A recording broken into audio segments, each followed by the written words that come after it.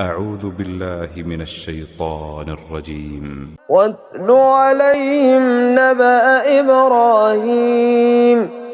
إذ قال لأبيه وقومه ما تعبدون قالوا نعبد أصناما فنظل لها عاكفين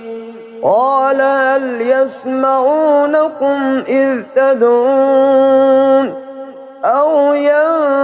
ينفعونكم أو يضرون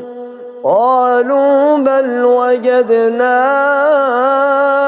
آباءنا كذلك يفعلون قال أفرأيتم ما كنتم تعبدون أنتم وآباؤكم الأقدمون فإنهم عدو لي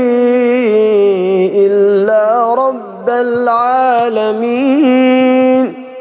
الذي خلقني فهو يهدين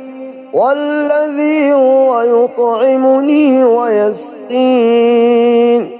وإذا مرضت فهو يشفين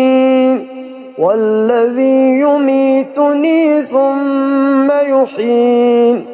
والذي أطمع أن يغفر لي خطيئتي يوم الدين رب هب لي حكما وألحقني بالصالحين واجعل لي لسان صدق في الآخرين واجعلني من ورثة جنة النعيم واغفر لأبي إنه كان من الضالين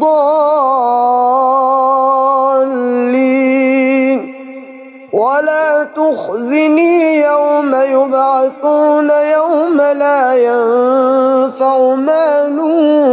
ولا بنون يوم لا ينفع مال ولا بنون إلا من أتى الله بقلب